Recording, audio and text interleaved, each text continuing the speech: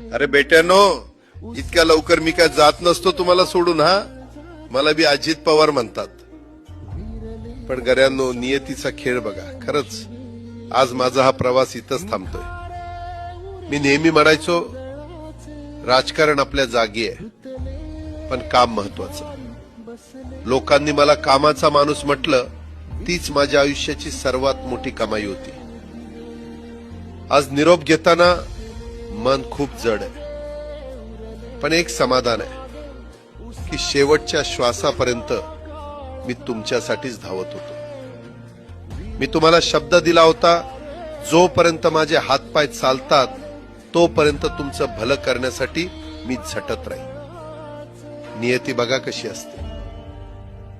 आज माझ्या हक्काच्या बारामतीच्या मातीत तुमच्या सेवेसाठी येत असतानाच माझे हातपाय कायमचे विसावले.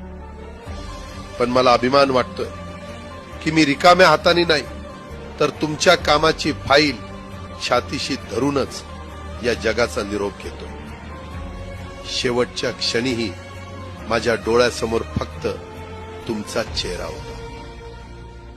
माझा स्वभाव थोडा रोखठोक होता.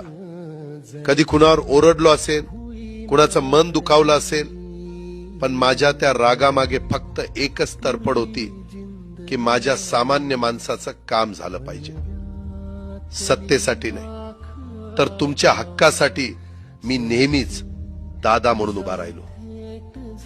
आता मी निरोप घेतोय, पण महाराष्ट्र थांबता कामा नये.